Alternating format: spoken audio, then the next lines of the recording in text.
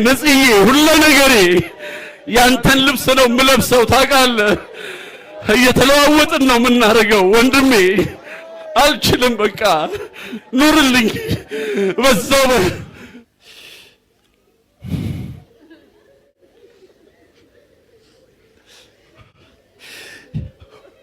እጅግ ልብ የሚሰብርና አሳዛኝ ዜና ዛሬ በጥምቀት ዋዜማ ዕለት በከተራ ዕለት ተሰምቷል። ታቦት አጅበው ሲሄዱ የነበሩ 4 ሰዎችም ሕይወታቸው ማለፉ ነው የተሰማው።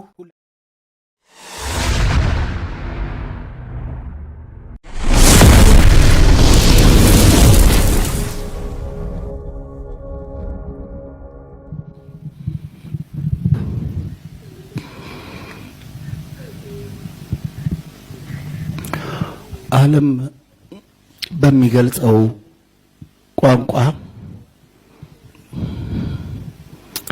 ስለ ነጽ ተነግሯል።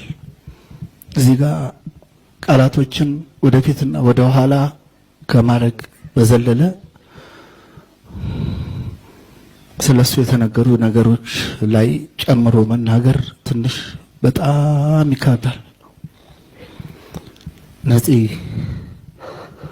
ሙሉ በኩልህ ነጽ ሙሉ ጊዜ ማጥፋት ነው። ምንም ልል አልችልም፣ ግን አለብኝ ተስፋዬ ሀብቴ እንግዳዝ መጥቶላችኋል፣ ተቀበሉት። እኛም ወደዛው ነን። ነፍስ በሰላም ተረፍ።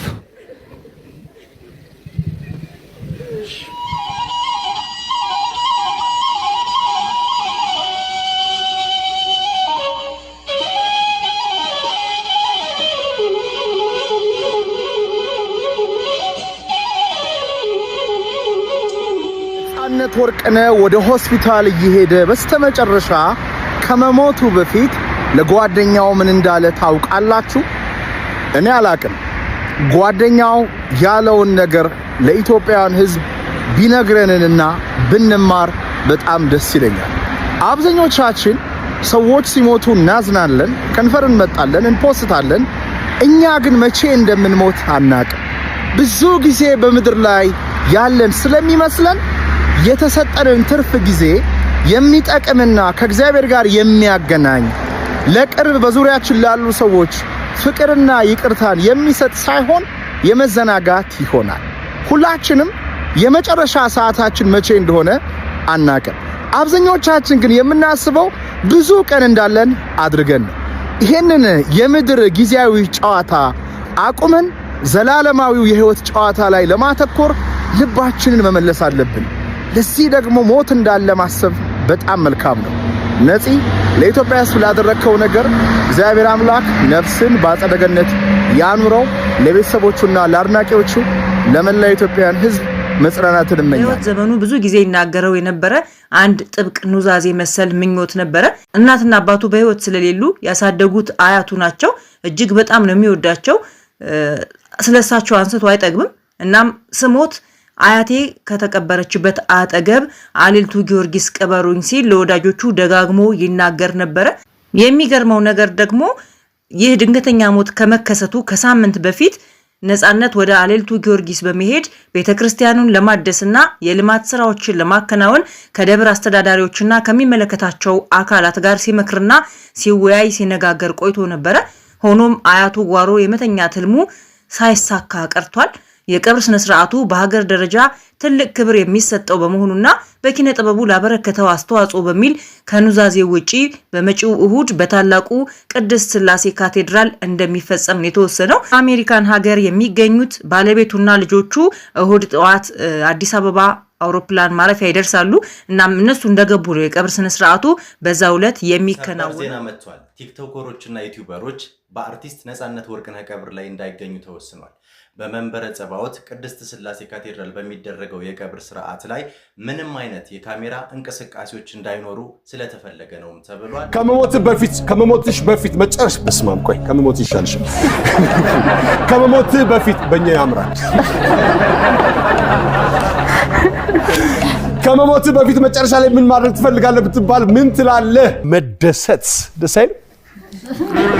ሳጥኑ ሰፋ አድርጎ ትራስ አድርግበት። ቀበሮች እናንተ ናቸው ትችላላችሁ። እሺ ትንሽ ጋደል አለ በቀብር ስፍራ ችግር የለውም። ማሻ እኔ ነኝ ሟች ንፍሮ እንዴት ጣፍጣል ባካል ግን ማለዳ ስነቃ ናየኋት ጀልባ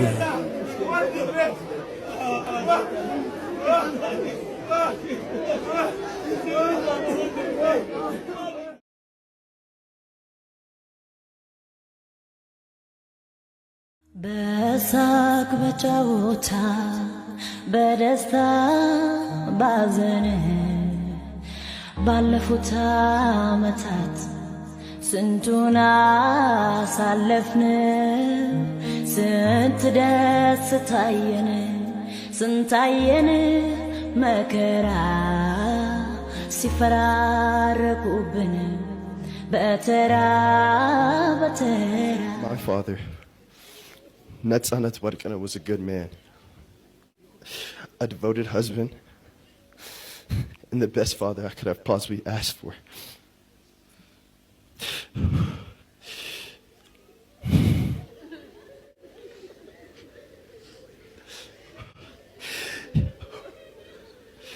He always showed care for the ones he loved and made everyone around him smile. I don't know where I'd be without him. He was everything I could have possibly asked for in a father.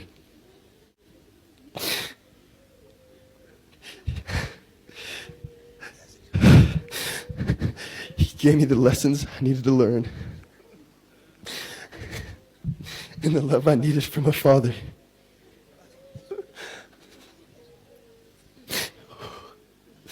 It pains my family and I greatly now that he is gone. But we know deep down that he's in a better place with God. Amen.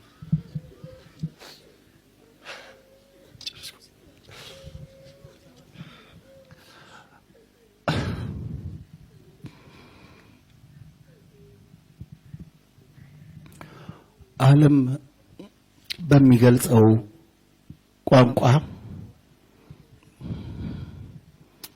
ስለ ነፂ ተነግሯል። እዚህ ጋር ቃላቶችን ወደፊትና ወደ ኋላ ከማድረግ በዘለለ ስለሱ የተነገሩ ነገሮች ላይ ጨምሮ መናገር ትንሽ በጣም ይከብዳል። ነፂ ሙሉ በኩልህ ነፂ ሙሉ ጊዜ ማጥፋት ነው። ምንም ልል አልችልም። ግን አለብኝ ተስፋዬ ሀብቴ እንግዳዝ መጥቶላችኋል፣ ተቀበሉት። እኛም ወደዛው ነን። ነፍስ በሰላም ተረፍ።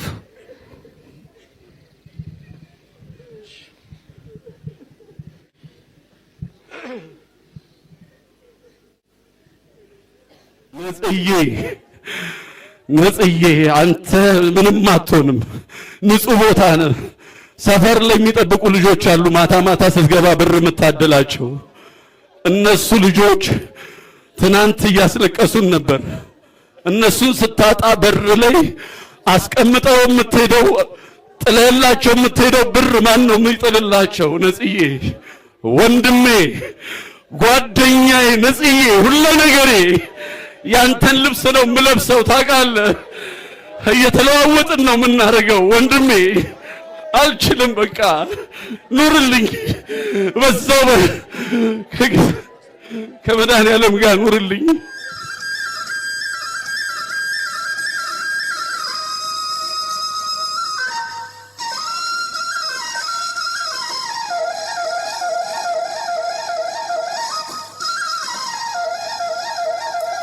ነፂን ቻው ልንል አፈር ልናለብስ ያን ፈገግታ ያን ሳቂታ ሰው ልንሸኝ በዚህ ተገኝተናል። እጅግ አሳዛኝ ቀን ነው። በዓልና ሐዘን ገጥመውብናል። ጥምቀትና ሐዘን ገጥመውብናል።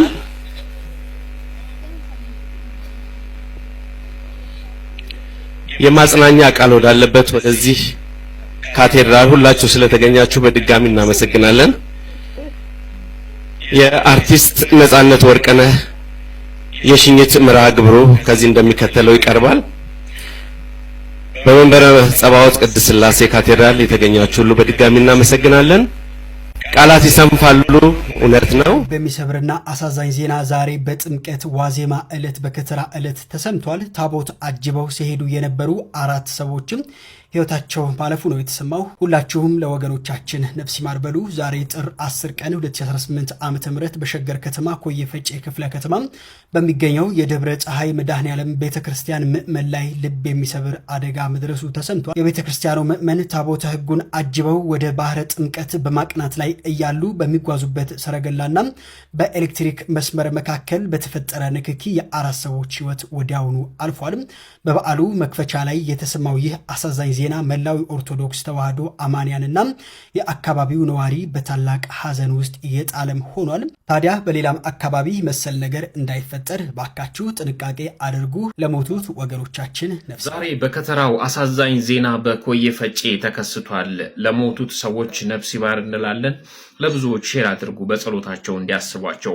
ኦርቶዶክሳውያን እንግዲህ ከመድኃኔዓለም ቤተክርስቲያን ታቦት አጅበው ወደ ማደሪያው እየሄዱ ባሉበት ሰዓት እየተገፋ የነበረ ሰረገላው ከኤሌክትሪክ መስመር ጋር ተገናኝቶ የ4 ሰዎች ሕይወት ወዲያው ሲያልፍ እንግዲህ በርካታ ምዕመናንም በቦታው እጅግ በጣም በመደናገጥ ስሜት ውስጥ ገብተው ነበረ። ይህ እንግዲህ በከተራ ዕለት የሰማነው እጅግ በጣም አሳዛኝ ዜና ነው።